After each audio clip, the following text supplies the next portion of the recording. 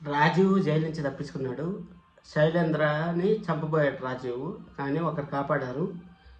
మన దేవయాని గారు ఏదో గట్టిగా చాలా చాలా గట్టిగా ప్లాన్ చేశారు. ఋషి షూటింగ్ స్టార్ట్ అయిందనేసి ఒక ఇన్ఫర్మేషన్ ఉంది.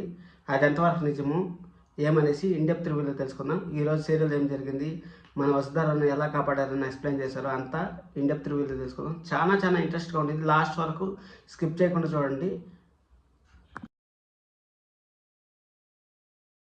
హాయ్, అందరికీ నమస్కారం. నా పేరు కిరణ్. ఇప్పుడు మనం మాట్లాడుకుంటున్నాం గుప్పుడంత మనసు సీరియల్ రివ్యూ.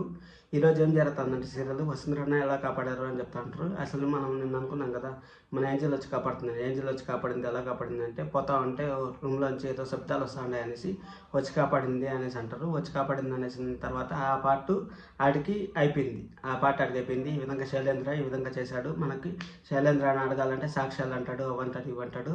అసలు అంత పెద్ద కాలేజీలో సీసీ కెమెరాలు ఎందుకు లేవు చెప్పండి? అన్ని జాగాల్లో సీసీ కెమెరాలు ఉంటాయి, ఆ స్టోర్ రూమ్ దగ్గర మాత్రం ఎందుకు ఉండవు సీసీ కెమెరాలు? ఏదో మనకు సీరియల్ అలా చూపించాలి కాబట్టి చెప్తా ఉంటారు. సరే, అది అయిపోయిన తర్వాత ఆ పాయింట్ ఆడికి అయిపోయింది. ఆ పాయింట్ ఆడికి అయిపోయిన తర్వాత వస్తారా ఇక్కడ ఇంట్లో కూర్చోంటుంది. ఇంట్లో కూర్చోంటే ఫోన్ వస్తుంది. ఫోన్ వచ్చినప్పుడు పోలీస్ స్టేషన్ ఫోన్ చేసి రాజీవ్ తప్పించుకున్నాడు అనేసి అంటారు.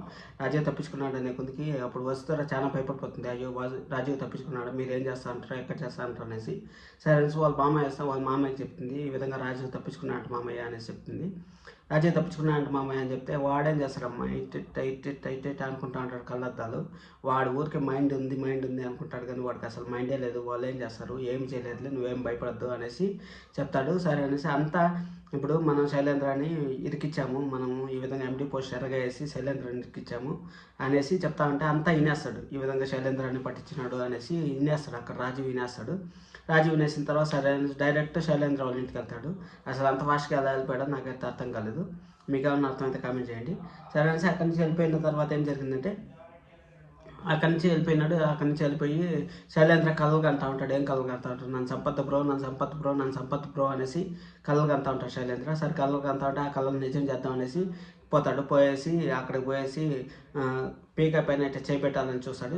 చేపెట్టాలని చూసే కొద్దికి అప్పుడు లేస్తాడు. ఎందుకు బ్రో నీ కళ్ళనే ఇబ్బంది పెడతా ఉన్నావు అనుకుంటే, నిజంగా కూడా వచ్చి నన్ను చంపాలనుకుంటా ఉన్నావు, ఏం చేస్తా ఉన్నావు బ్రో అంటే, నువ్వు నన్ను ఇరికిచ్చేసావు అని నాకు తెలిసిపోయింది. నువ్వు నా ఎర్రగా వాడి నువ్వు ఎండి పోస్ట్ కోసం అనేసి నన్ను ఇంతలా రిస్క్లో పెడతావు అనేసి నాకు తెలిసిపోయింది అనేసి శైలేంద్రని రాజీవ్ చాలా ఇబ్బంది పెడతాడు. రాజీవ్ ఇబ్బంది పెట్టి గన్ షూట్ చేయబోతా ఉంటాడు. గన్ షూట్ చేస్తా ఉంటే సరే అనేసి ఇంక చంపేస్తాను నేను మామూలుగా అయితే ఇంకొకరిని అయితే నరకం చూపించుంటాను, కానీ నీకైతే ఆ విధంగా చేయదలుచుకోలేదు బ్రో, నిన్ను ఒకే బుల్లెట్తో చంపేస్తాను అనేసి అంటాడు. అనేసరికి వాళ్ళమ్మ చంపే అనేసి వాళ్ళమ్మ అక్కడి దేవయాని గారు అక్కడి నుంచి వస్తారు. దేవయాని గారిని అక్కడి నుంచి వచ్చి ఏం చేశాడు అనేసి, వాళ్ళు మీ వీక్నెస్ని ఆడుకున్నారు, మనము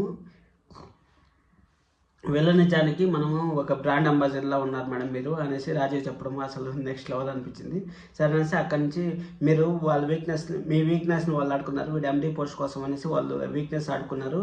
నువ్వు వసుధర వీక్నెస్ని వాళ్ళు కనిపెట్టారు. వసుధర వీక్నెస్ కనిపెట్టి మీరిద్దరూ పప్పులో కాలేశారు అని చెప్పేసి చెప్తుంది. చెప్పిన తర్వాత అది అయిపోయిన తర్వాత నెక్స్ట్ ఏం జరిగిందంటే, సరే అనేసి అక్కడి నుంచి సరే ఏం చేస్తావు, నేను ప్లాన్ చేస్తాను, మీరు గమనం అనేది నేను చూసుకుంటాను అనేసి ఏం చేస్తాను మమ్మీ అనేసి అంటారు. ఏం చేస్తాను మమ్మీ అంటే ఆటి నుంచి కట్ చేసి మన వసుధార వాళ్ళ ఇంటికి వస్తుంది. వసుధార వాళ్ళ ఇంటికి దేవయాని మన రేవతి గారు ఇద్దరు వస్తారు.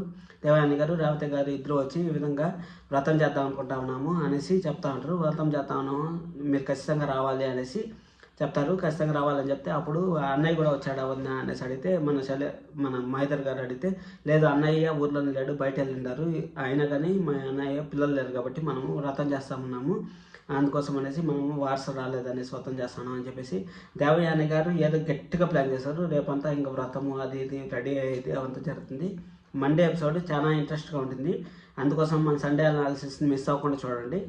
ఎందుకు చెప్తానంటే సండే అనాలిసిస్లో ఇప్పుడు మన ముగ్గురిని పిలిచిపోతే అనసూయ గారిని అనుమానిస్తారు. అక్కడ మన ఎవరు అనేసి, మన ఫాదర్ ఎవరు అనేసి అనుమానిస్తారు. అవంతా జరుగుతాయి. నేను సండే అనాలిసిస్లో పూర్తిగా ఎక్స్ప్లెయిన్ చేస్తాను.